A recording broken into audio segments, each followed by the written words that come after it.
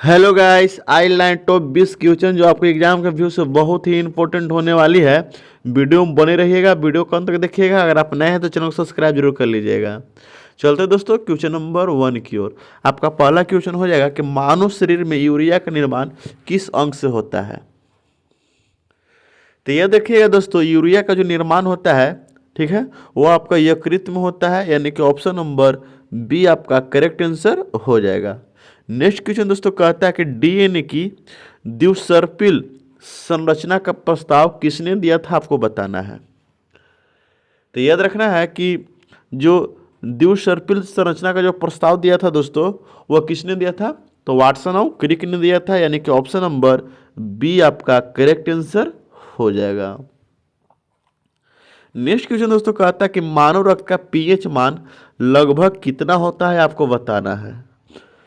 तो याद रखना है कि रक्त का जो पीएच मान होता है दोस्तों, वो आपका हो जाएगा 7.4 होता है, यानी कि ऑप्शन नंबर सी आपका करेक्ट आंसर हो जाएगा।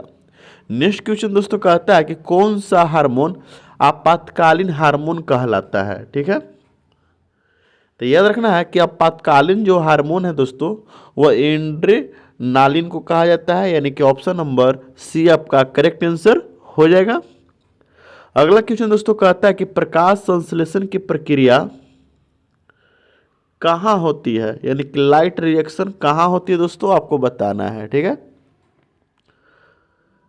तो याद रखना है, जो प्रकाश संश्लेषण की प्रकाश की अभिक्रिया होती है दोस्तों, वह कहाँ होगी आपका, तो होगी वो कहाँ, ग्राना में। कहाँ होती है, ग्राना में होती है, यानी कि ऑप्शन नंबर सी आपका करेक्ट आंसर हो जाएगा। नेक्स्ट क्वेश्चन दोस्तों कहता है कि मानव शरीर में सबसे अधिक मात्रा में पाए जाने वाला तत्व कौन सा है, आपको बताना है। तो याद रखना है, सबसे अधिक जो तत्व पाया जाता है दोस्तों, वो आपका कौन सा पाया जाता है, तो ऑक्सीजन पाया जाता है, यानी कि ऑप्शन नंबर बी आपका करेक्ट आंसर हो जाएगा। नेक्स्ट क्वेश्चन दोस्तों कहता है कि न्यूटन का तीसरा नियम किससे संबंधित है, आपको बताना है, ठीक है। तो याद रखना है कि न्यूटन का जो तीसरा नियम है, वो आपका किससे, क्रिया प्रतिक्रिया से है, यानी कि ऑप्शन नंबर सी आपका करेक्ट आंसर हो जाएगा। नेक्स्ट क्वेश्चन दोस्तों कहता है कि ध्वनि तरंग किस प्रकार की तरंगे होती है, आपको बताना है। तो याद रखना है कि यह एक अनुदैर्ध्य तरंग है, यानी कि ऑप्शन नंबर सी आपका करेक्ट आंसर हो जाएगा, अनुदैर्ध्य तरंग। नेक्स्ट क्वेश्चन दोस्तों कहता है कि रक्त या थक्के जमने में सहायक विटामिन कौन सा है। तो याद रखना है कि रक्त का जो थक्का जमने में सहायक विटामिन होता है दोस्तों, वो आपका कौन सा हो जाएगा, तो विटामिन के हो जाएगा, यानी कि ऑप्शन नंबर डी आपका करेक्ट आंसर हो जाएगा। नेक्स्ट क्वेश्चन दोस्तों कहता है कि मानव आंख में दृष्टि का स्पष्ट बिंदु किस कारण बनता है, ठीक है। तो देखते हैं दोस्तों, ये बनता है दोस्तों किस कारण, ऑप्टिकल नार्वे के निकलना के कारण बनता है, यानी कि ऑप्शन नंबर सी आपका करेक्ट आंसर हो जाएगा। नेक्स्ट क्वेश्चन दोस्तों कहता है कि अम्ल वर्षा का मुख्य कारण कौन सी गैस है, आपको बताना है। तो याद रखना है कि अम्ल वर्षा का जो मुख्य कारण गैस होती है दोस्तों, वो आपका होगा SO2 और NO2, यानी कि ऑप्शन नंबर बी आपका करेक्ट आंसर होने वाला है, आपको याद रखना है।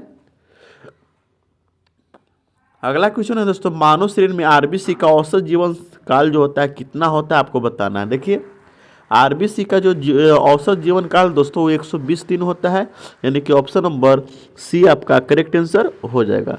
नेक्स्ट क्वेश्चन दोस्तों कहता है कि विद्युत प्रतिरोध किस पर निर्भर नहीं करता है, ठीक है। तो याद रखना है कि जो विद्युत प्रतिरोध है दोस्तों, वो आपका विद्युत धारा पर निर्भर नहीं करता है, यानी कि ऑप्शन नंबर डी आपका करेक्ट आंसर हो जाएगा।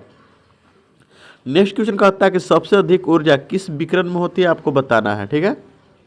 तो याद रखना है सबसे अधिक ऊर्जा जो होती है दोस्तों, वो किस विकिरण में होती है। तो आपका राइट आंसर हो जाएगा दोस्तों, गामा किरण में सबसे अधिक विकिरण होती है, यानी कि ऑप्शन नंबर डी आपका करेक्ट आंसर हो जाएगा, आपको याद रखना है। नेक्स्ट क्वेश्चन दोस्तों कहता है कि मानव शरीर में पित्त का निर्माण कहाँ होता है, ठीक है। तो याद रखना है दोस्तों आपको कि पित्त का जो निर्माण होता है,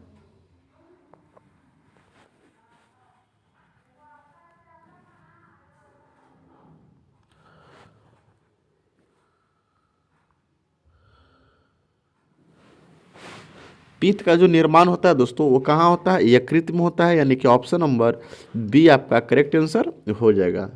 नेक्स्ट क्वेश्चन दोस्तों कहता है कि एटीपी को कोशिका की ऊर्जा मुद्रा को क्या कहते हैं, आपको बताना है। ठीक है, तो याद रखना है कि एटीपी को कोशिका का जो ऊर्जा मुद्रा दोस्तों है वो क्या कहलाता है आपका, तो क्योंकि यह ऊर्जा संचित एवं मुद्रा मुक्त करता है, इसलिए एटीपी को ऊर्जा मुद्रा कहा जाता है, यानी कि ऑप्शन नंबर बी आपका करेक्ट आंसर हो जाएगा।